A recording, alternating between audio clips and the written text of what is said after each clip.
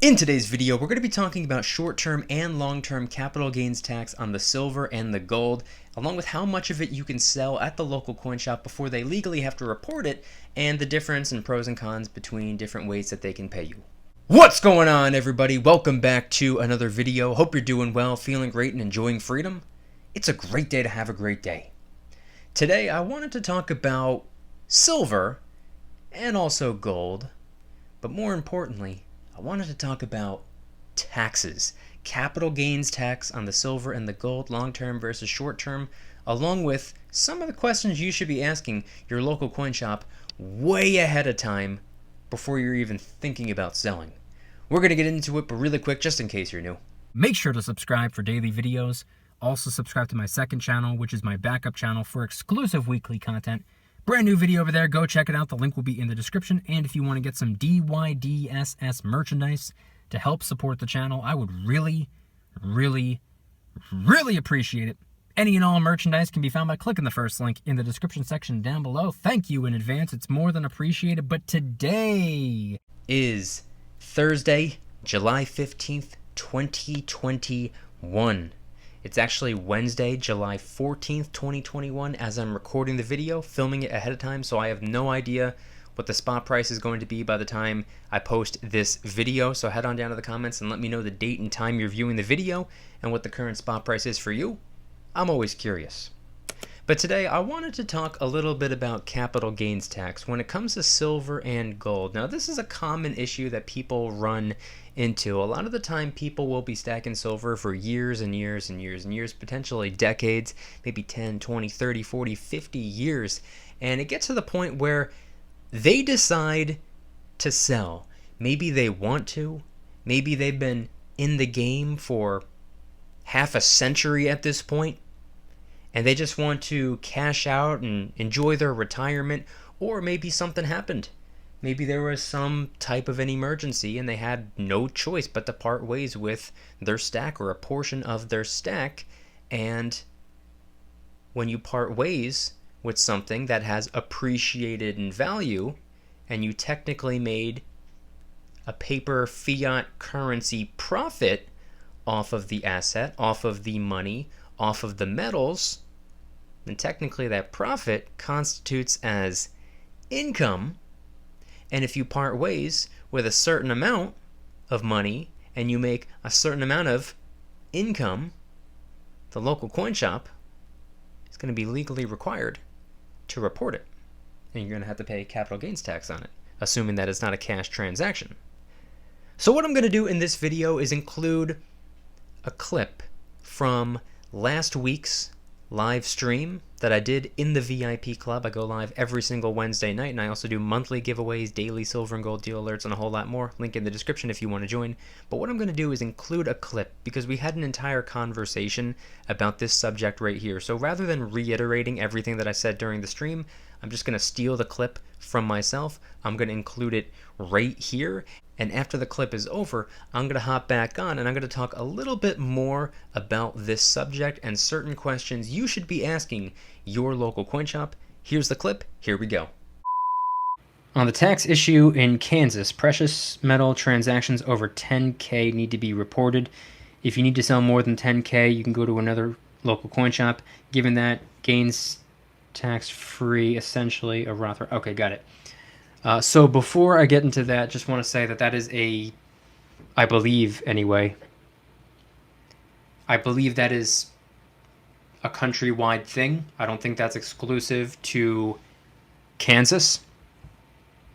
I think you can only sell up to $9,999.99 at a time without it legally being reported. But it's important to remember that just because you sell $9,999.99 worth of silver and gold to your local coin shop doesn't mean that they're not going to want to report it. They might need to report it for themselves. They might not want to give you $9,999.99 worth of cash. They might want to keep that paper trail. They might write you a check. And guess what happens if they write you a check? Or what could happen if they write you a check? If you deposit it, your bank could, I'm not saying it will happen, but they could freeze your account if they're suspicious as to why a random check for $9,999.99 was just out of nowhere deposited. That could happen. It's happened to people in the past, not to my knowledge regarding the silver and the gold. But if you deposit a crazy check like that, that's $10,000 out of nowhere. They could freeze your account, and it might be automated, by the way. It's not like some person sitting there and be like, hey, that's suspicious. No, it could be like an account situation. They could freeze the account just so they can figure out where that money came from and why you got it. So not only could it be reported that you sold all that silver and gold, but it can get the bank involved as well. So it could be a little bit of a pain in the neck. It's just something to consider. It's just something to remember. You should probably have a little bit of a game plan. And you might not want to cash out 10,000 at a time for that reason alone. You might stand a better chance potentially selling, I don't know, maybe 1,000 or 2,000. I mean, there's also a solid chance that the coin shop doesn't carry that much cash and keep all that currency on hand regardless. It might be routine for them to write a check, even if it's like $50. Maybe not $50, but even if it's just like a couple $100. So it's just something to consider. But in the event where it doesn't get reported, and I'm not an accountant, so I don't know for sure. I've also never sold my silver and gold before. I've never even considered capital gains tax because I know that I don't have to pay it if I don't sell. I have no plan on selling. My plan is to never sell. But for someone out there who is planning on it or is going to need to, I don't know if I would 100% call it tax-free because you are supposed to report it. I'm not entirely sure how that works, but if the coin shop isn't reporting it, if the bank isn't reporting it, you're probably expected to report it, but I mean, if it's a cash transaction, if it's done privately, if it's just, done, person to person, coin shop worker to coin shop customer, then who's really to say that you sold at all? Who's to say that you didn't lose all that silver in a boating accident, and when you dove in trying to rescue your silver, you accidentally pulled up a duffel bag full of $10,000. You never know. I don't know. Maybe that was at the bottom of the ocean or the river or whatever. So, to be honest with you, I don't 100% know the answer. I'm sure if you ask 5 different people, you're going to get 5 different answers. That's something that I would check ahead of time with an accountant, potentially, if you're worried about the tax situation. But it's also important to remember that how are you expected to prove how long you've had the silver and gold for? Because there's a difference between short-term capital gains and long-term capital gains. One is under a year and one is over a year. How does anybody know how long you've had that silver for? I guess you can keep your receipts, but if it was a cash transaction, similar to the reverse cash transaction, how would anybody really know if it's short-term or long-term capital gains? Another thing you might want to talk to an accountant about, or better yet, talk to the coin shop. That way you get a little bit of an idea of their process, their routine. Just go in and be like, hey, I'm here to get some more silver off of you. I don't plan on selling, but hypothetically, if I ever needed to, how does that work? How much can I part ways with? Would it be a cash transaction? Would you write me a check? Would it need to get reported? How would that work? It's just a good thing to ask. It's a good thing to have knowledge of. It's a good thing to be aware of, and I would not ask just one coin shop. I would be familiar. I would familiarize yourself with what a variety of coin shops do. So yeah, that right there was about 7 minutes from a, believe it or not, almost 4-hour long live stream that I did last week in the VIP club. Once again, link in the description if you want to join. Weekly live streams, monthly giveaways, daily silver and gold deal alerts, and a whole lot more. I guarantee you the value exceeds the cost. You won't regret it. But that was a clip from VIP club stream number 77. Number 78 was my Type 2 Silver Eagle live unboxing.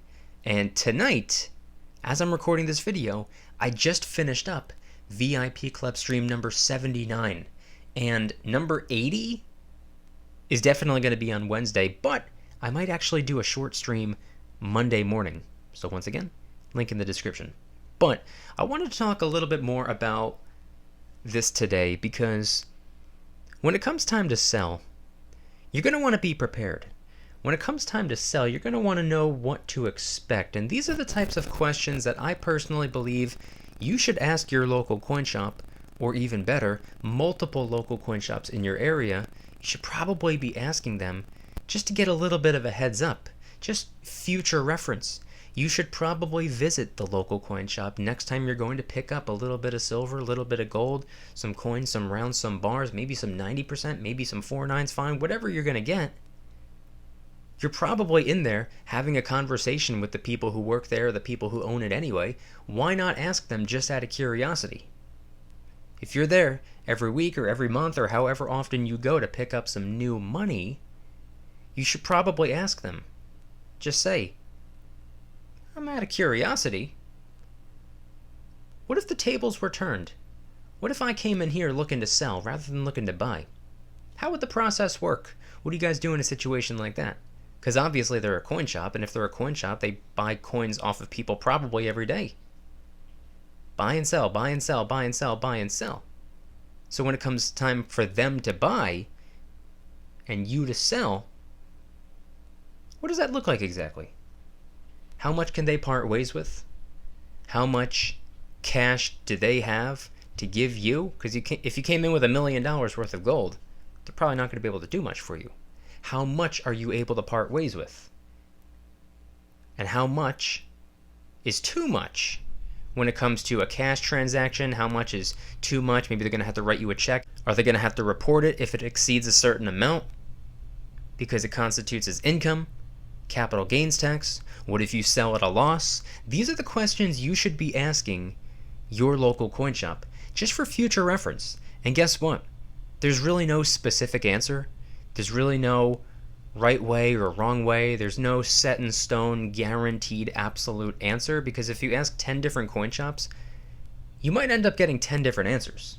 So it's important to stay multiple steps ahead of the game. There's a lot of people out there who have been stacking for months, potentially years, potentially decades, who have never sold any silver, never sold any gold. They've never even asked the question before. And during an emergency where they have no choice but to sell, they might end up scrambling. They might end up being completely lost. It's just a foreign situation. They don't know what to do. So these are the questions that I believe you should be asking way, way, way ahead of time before you're even considering selling. Even if you're someone like me and your plan is to never sell, you should still have a little bit of an idea because you never know what could happen. There could be a day where you have no choice. You might have to sell. So be prepared and understand the process. I want you guys to head on down to the comments and let me know anything and everything related to today's video topic. And if you've ever parted ways with your silver or your gold, do you understand how it works at the local coin shop? And what are your thoughts on the cash transactions versus getting written a check versus this versus that when it comes to the precious metals? And if anybody's interested in joining the Precious Metals VIP Club, it's where I can do things on my own terms, not on YouTube's terms, my terms. I'm hosting privately held live streams. They're smaller and easier to manage. I'm posting exclusive VIP-only adventure vlogs. I also do giveaways, discounts, personalized promo codes, shoutouts, deal alerts when silver and gold is on sale on a variety of different websites. And of course, you can watch all of my videos early and commercial free. Come join the Precious Metals VIP Club. It'll be the first link in the description. You're invited. I'd be happy to have you. And if you guys enjoyed today's video, please hit that like button. If you guys like me, make sure to hit that subscribe button like a Karen hits a bus window. Also subscribe to my second channel, which is my backup channel for exclusive weekly content. Bunch of brand new videos over there. I posted one about China banning cryptocurrency, one about AT&T cutting its dividend, other videos about real estate, videos about silver, videos about gold, and a bunch of others. Go check them out. The link will be in the description. Trying really hard to hit 3,000 subscribers. We just hit 2,000, and I appreciate that. And if you want to help support the channel in the biggest possible way, please consider getting yourself some DYDSS merchandise. Of course, we have some precious metal themed t-shirts and hoodies, which are up for grabs, along with a ton of other products. T-shirts, hoodies, even stickers, many of which are raising funds and awareness for different charity organizations, such as the recently released Kraken Stackin' t-shirt, hoodie, sticker, and coffee mug, inspired by the beautiful 2-ounce silver Kraken coin, which, by the way, is helping us raise a little bit of funds and awareness for ocean cleanup charity organizations at no additional cost to you. It comes out of my pocket, not yours. And of course, last but not least, the brand new DYDSS Karen Free Zone t-shirt, hoodie, sticker, and coffee mug. My name is not Karen. Any and all merchandise can be found by clicking the first link in the description section down below. Thank you in advance. It's more than appreciated. And I want you guys to head on down to the comments and let me know once again. What are your thoughts on everything shared in today's video? Have you ever been in a situation before where you parted ways with your silver, parted ways with your gold at the local coin shop? Have you ever been in a situation where maybe the spot price went significantly up since you picked up the coins, and maybe you just wanted to sell, you wanted to make that currency profit, or maybe it was an emergency situation, or maybe fiat was tight and you had no choice, you had to part ways with it just for some extra cash? How does it work at your local coin shop? Is it a cash transaction? Do they write you a check? How much are you able to part ways with? And then when it comes to the capital gains and the income tax, what is your local coin shop's process? Do they report it if it exceeds a certain amount? Do they not worry about it? Would they rather you do it in smaller increments? That way you can kind of get swept under the rug?